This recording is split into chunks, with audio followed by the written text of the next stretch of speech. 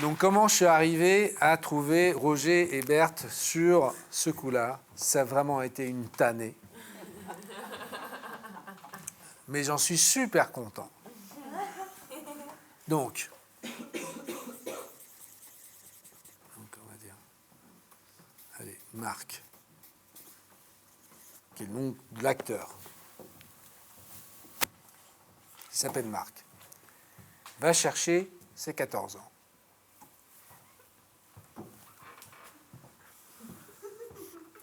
Allez, hop, il devient Malo, bon, voilà,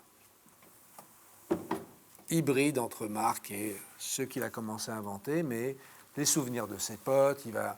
Parce que c'est ça qui est important aussi dans la fiction, c'est...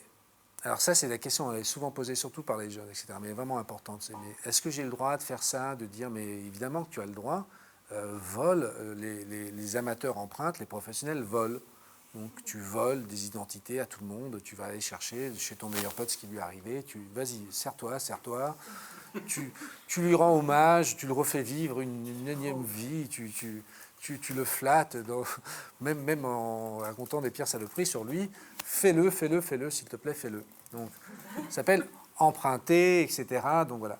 Et la plupart ont vraiment grave pris du copain, etc., pour arriver à leurs 14, pour pas que ce soit les leurs, quoi. Donc, la part de 14 ballets réels était passée donc par Étienne, Jean René, pote donc de Marc à l'époque, qui sont arrivés pour créer le Malo. Donc il y a à peu près 70% de tout ça et 30% de Marc pour arriver là. Okay, donc ça donne Malo, qui commence vraiment à avoir le corps, vraiment toute la façon de se mettre sur la table, etc. et tout le corps qui va avec, et ça commence à être vraiment nickel. Donc ça donne Malo. Recherche. Marc, donc, doit faire de la recherche quand même, parce qu'il ne faut pas déconner. Donc ils vont aller regarder. Alors, expérience sociologique très intéressante. Donc l'école, elle est à Cannes. Ils vont aller en troisième interviewer une REP.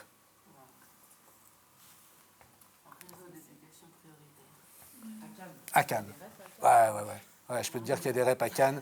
Et vu le contenu des reps à Cannes, à Cannes, il n'y a pas que des mamies qui appellent leur chien Rolex, je te jure. Il n'y a pas que ça, il y a vraiment des reps. Et c'est là-haut, quoi. C'est là-haut, c'est pas... Ouais, c'est dans les terres, quoi. Donc, voilà. Donc, ils vont faire une interview. Donc, ils vont aller demander à Malik, ici. Donc, il y a à peu près une trentaine de noms de rep. Donc, sociologiquement, je dis ça, c'est vraiment très, très intéressant. C'est des cas de sociologie. Donc, tu es dans une école d'acteurs. Donc, dans une école d'acteurs, même s'il y a eu des efforts de fait de changer un petit peu des origines sociaux, d'avoir des élèves racisés, etc., et tout ça, de casser cette espèce de truc. Pourquoi? Parce que comment faire du classique sinon, machin, etc., et tout ça. Donc, tout ça, ça a quand même été travaillé. Donc, même avec ce travail-là, on est quand même très, très loin dans le groupe des 14 du groupe de la REP. Donc vraiment, sociologiquement, déjà, là, les trois quarts, les parents sont profs, bon, bref, tu vois, les acteurs, etc., et tout ça, tu as beaucoup d'incitation, on va dire, à aller vers des milieux artistiques ou autre chose. Donc, Marc va rencontrer Malik, Lucie, qui est passée par Joséphine, machin, etc., pour devenir Lorraine, elle va passer par, dans la REP Marraine, qui vient de Mayotte. qui parle, qui a appris... et une autre là. Bon, enfin, on va juste prendre ces exemples-là. Donc, là-dessus, ils font l'interview. Donc, une interview. Donc, on travaille les interviews, les questions, qu'est-ce qu'il faut poser comme question pour savoir où est-ce qu'ils en sont dans leur orientation, leur chambre, là où ils dorment, la localité, le rapport aux parents, les endroits géographiques où ils déconnent, leur chemin de retour entre l'école et chez eux, les endroits de décompression, les endroits de relations sociales en dehors, souvent le sport, etc. Et tout. Donc ils ont tout plein de questions, etc. Ils font une interview. Donc c'est là où Marc rencontre Malik. Il pose plein de questions. Ensuite, après, ils reviennent avec leur interview, surtout pas filmée. Alors, pour ce cas-là, dans mon cas à moi, hein, tout ce qu'il y a d'interview, tout ce qui vient du dehors, c'est toujours du son. Il n'y a jamais d'image. Donc, là, il y a un exercice que je fais qui s'appelle le lip sync. Donc, le lip sync, en fait, en gros, je vous conseille cet excellent documentaire anglais d'une réalisatrice qui s'appelle Chloé Barnard, qui s'appelle The Harbour, qui parle d'une dramaturge anglaise prolétaire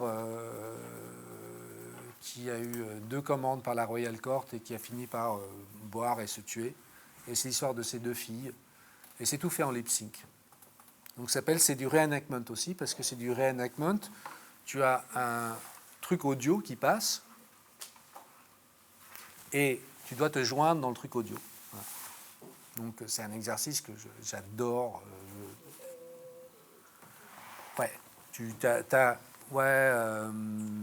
En fait, en vrai, ma mère, en vrai. Donc, tu as ça qui passe dans l'interview, si tu veux. Et donc, tu as quelqu'un qui ne connaît pas le texte, qui n'a pas fait l'interview, donc un des jeunes qui arrive et qui doit faire comme si c'était lui, et qui doit chevaucher, en fait, le truc en essayant de deviner ce qui est en train d'être dit, d'être raccord entre le corps et la tête et la conscience. C'est un exercice que j'adore, qui est vraiment très fort. Le film s'appelle The Harbour. C'est vraiment très beau. Tu vois les actrices en train de jouer, mais tu te dis, mais attends, il y a un truc bizarre.